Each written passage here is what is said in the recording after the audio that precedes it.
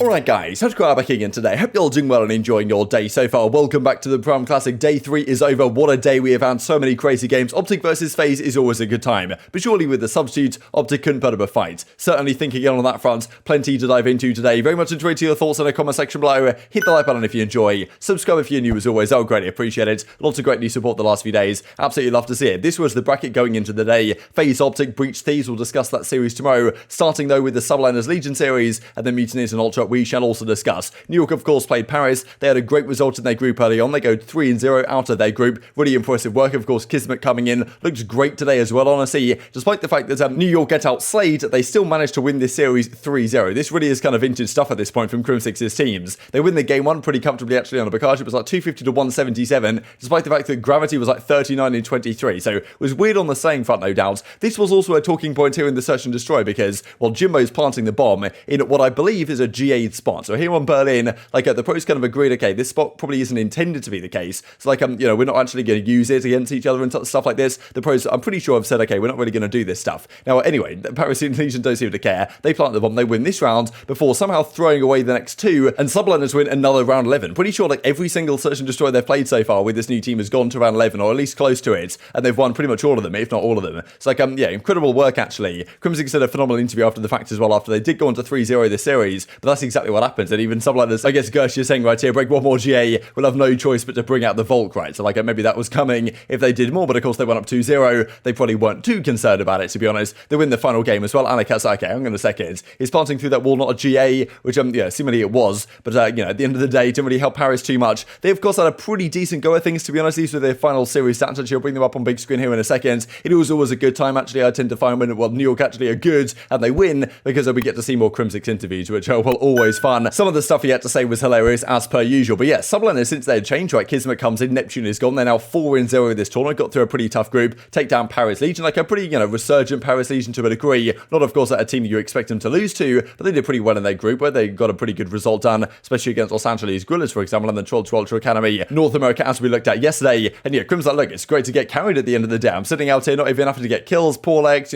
Kismet, Hydra, they're doing all the work. They're putting all the aggression, they're putting the pressure on the map. They're getting the kills. And it seems to be helping New York Subliners out a lot since their change. So that, hopefully is going to take him trending in the right direction. They're going to need to move up their way if they want to qualify for champs and stuff. Of course, no points on the line this event, but they could theoretically get to the grand finals, right? Who knows how that goes? There could be some very spicy matchups in the grand finals, looking at the way this bracket was kind of working out today. But, top 4 for the Subliners is a great result, really, to be honest, coming into this tournament with the new Kismet change that they have had. This also from Temp GG's New York lost 3-0. Same problem as always, just so inconsistent as a team. So we'll see if they can progress going forwards. But has got to be said right about John, and honestly, Gravity somehow has a 1.45 here. Temp played well as well, but Jimbo, I think he's been more impactful their last few series, but John really has had his few moments, few and far between, it must be said. 0.75 in this series, pretty tough time for him again. I do wonder whether they'll consider some sort of swaps, because I'm not sure this year the contracts are guarantees, as in, if they want to move John on, I'm not sure they have to pay his contract for the rest of the season. They might do, but they might just be able to trade that out and get someone else into the team instead if they wanted to. So they did make some changes early on. I wouldn't be surprised if they do it again. Let's move on to the second series of the day, Toronto Ultra versus the Florida Mutineers, to determine another team that would get top 4 this event. It seems like Ultra are really good at these they're not Mickey Mouse tournaments, of course. I think this tournament definitely counts. All the teams are here, plus 4 amateur teams as well, I suppose. $250,000 online, on LAN, middle of the season. This certainly counts as an event victory. It doesn't count quite as much as a major, it certainly counts. But the kickoff, you can certainly argue whether it did, whether it didn't. And of course, Toronto won that one at the start of the year. I wonder whether they just turn up massively for these type of tournaments. But yeah, game 1, Vivid was going off on the main stage here on this Tuscan hardpoint. Florida win the game 1. They were looking really good in their respawns, but all of a sudden, Toronto kind of flipped a switch. And finally, they've started to get some of their hardpoint game back, Ultra. And as soon as they've done that, they've finally been able to actually win some of these series. It also must be said, game 1, there was,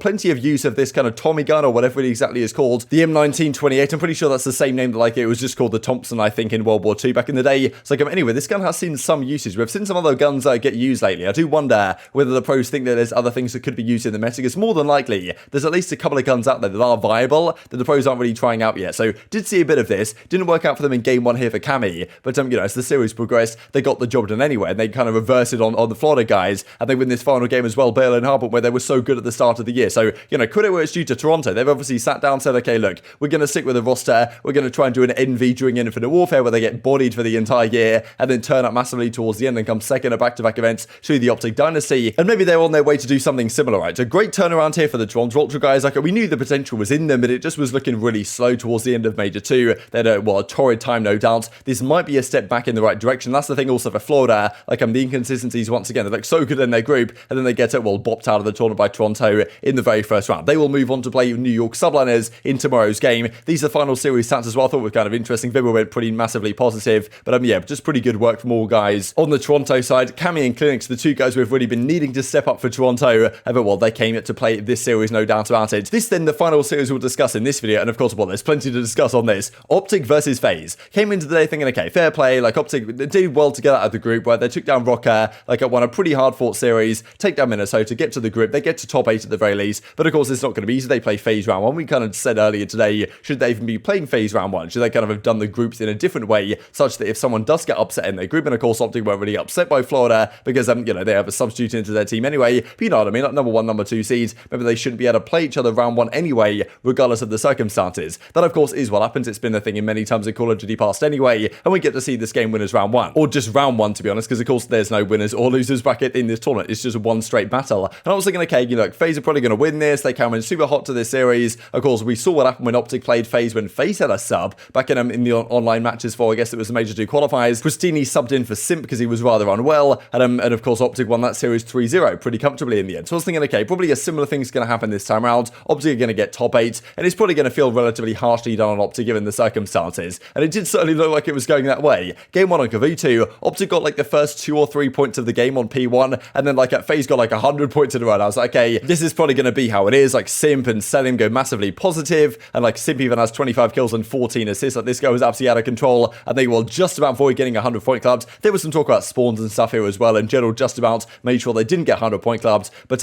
even then, it wasn't really like wouldn't have made too much difference seemingly in this game 1, and that they go down massively. Seems like kind of the chemistry and getting Dashy going when General's there, they were kind of really struggling with. When Illy was there, they had no problem activating Dashy. With General there and kind of conflicting the roles a little bit, it's definitely made things less ideal. The comms as well, I'm sure hasn't been optimal either. So they were probably thinking, okay, look, let's try and go 2-3-5 or whatever. Let's try and win our search and destroys and make that happen, because FaZe have definitely been vulnerable in their search and destroy. This tournament, even to Seattle, for example, they lost the search 6-0 on Tuscan, and they won all the other maps in the series. And their search in general has looked pretty bad, right? We, of course, saw when they played Los Angeles Guerrillas in the final at Major 2, they lost all the searches in that series, and since then, it doesn't really seem to have taken that many steps in the right direction. Simp's kind of dodging stuff in game here, but, also this, 5-2 at this point, in favour of OpTic. They eventually close out this game, and yeah, look what the Rat is doing right here. Look at Simp with the Rat. That's the thing, there's been some talk about this pistol. We even saw the very final round of this series, as well, Cellium was using it with a rather good effect, but yeah, OpTic close out the game too. They then lose the controller. When they lost the controller, I was like, okay, FaZe a very good control team, so are OpTic, but I was wondering who would adapt best to this new Berlin control that we have coming into play. That seemed to be FaZe. OpTic had a nice early round, but Scump made some great plays. Wasn't enough to get them to win that map though. But speaking of Scump making plays, that certainly was the case when we got to map 4 of this series. Wow, this is honestly incredible. Like Scump was doing some incredible things here to keep them alive in this Tuscan hardpoint, but I was thinking at this point, okay, they won the control, probably a 3-1 for FaZe, especially after game 1 went, and like it's going to be job done. I was almost ready to say, okay, fair play OpTic, good performance this tournament, especially given the substitute situation, but unlucky to match up against FaZe round 1. Like a shame we don't have a losers bracket to see what OpTic could have done in the lower side when not playing, obviously none other than Atlanta FaZe. However, Scump had other ideas, making this great play and then making a phenomenal play to close out this game, made a miraculous flank actually. And at this point it was like, well, FaZe have made a pretty good comeback, 244 for them. Dashi didn't even react to be honest here, but Scump made a great play, found himself in this position to make a phenomenal pinch. He says, okay, I'm going to flank on Arcitys here, takes down Arcitys, takes down Cellium at a crucial time of the game,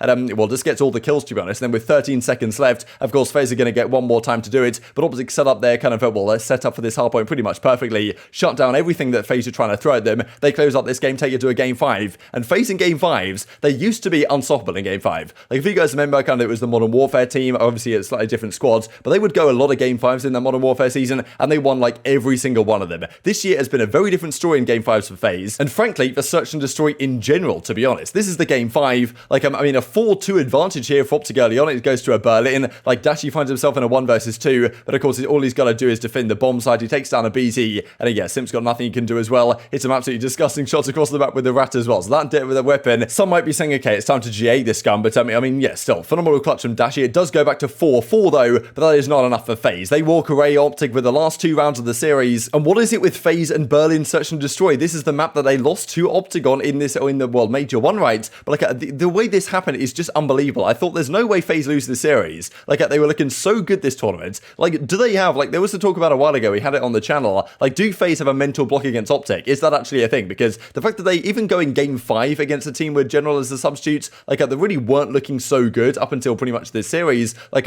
was almost embarrassing as it was. Let alone losing to General and Co. is just unfathomable, right? Like, how can they possibly be considered the best team in the game when you're losing to an OpTic team that you've lost to now 4 times this season? Like, and of course, they did it this time with the substitute, right? So unbelievable scenes. And of course, despite some disgusting shots here from Cellium with the Rats, they lost last event to Los Angeles Guerrillas in the finals with the substitutes. Same's happened here again. Like, what is going on with their search and destroy? But like, incredible work from OpTic, right? Like, this is it just shows true, like, character really from these guys to put kind of the issues behind them, play with a really free and confident style that helped them stun FaZe in 2 search and destroys and win this series. That is honestly, like, just remarkable from every single angle, to be perfectly honest. Like, this is kind of the behind the scenes reaction from it initially from the OpTic guys. They know the job is certainly not yet done, but a massive scalp for them to take, right? Taking down FaZe is no easy feat at the best of times, and doing it with a substitute in the team really does show these guys are the real deal. Well, Zed disappears from absolutely nowhere, but you know, also goes to show that, well, probably shows more about FaZe, you could well argue, than even it does about the OpTic team. There's certainly plenty to be said on that. I'm sure it will be had over the coming days. Dashy says, you know, sheesh, he's kind of mind blown. Don't really blame him, to be honest. And even as Scump says, 1-3-2, live to fight another day. He was having a good time in kind of the post-game interview, breaking this type of stuff down. But what a result for OpTic. I was pretty much convinced they would be out of the tournament top 8. I didn't think they were going to get past FaZe the way they were playing. But yeah, 4-0 now so far this season. That really is quite something. And even as Lily says, wow, my team is disgusting. There's no world really in which, even if the team wins this tournament, that he's going to be gone from the team. He's certainly going to still be there if he can play and is fit to play when this tournament is over. But I mean, OpTic have got past, well, probably what should be their hardest competition all event, right? They've taken down FaZe. So why can they not win this tournament, right? There's no reason why now they can't win this tournament with General. It's going to be a tough road still. The consistency is going to be a big factor. They might well have to win some more game 5s if they want to win it. But again, 2 series away now from OpTic winning this tournament with a substitute, just like Los Angeles Guerrillas did after the LAG victory. Everyone's like, okay, there's no way any team is winning with a sub ever again. All of a sudden, it might well be on the cards once more. These are the post-series stats. General with a 0.91. Honestly, pretty consistent all across the board. Again, Cellium drops a 1.3. That's just what he does. This guy's been a monster. Dashy drops a 0.9 though, right? That's the thing. I feel like Dashy has been hindered to a degree by like the lack of Illy in the team, the lack of Indu in the team.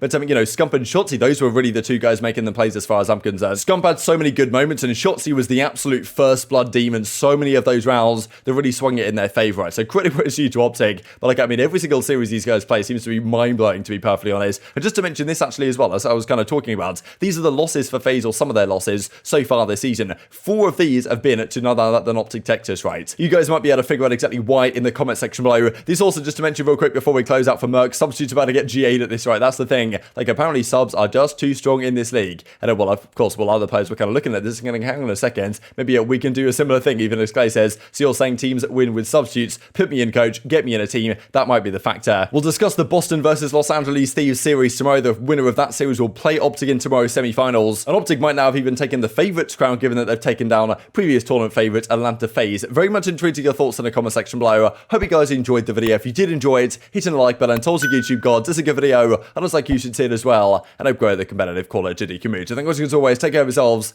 and I will see you next time.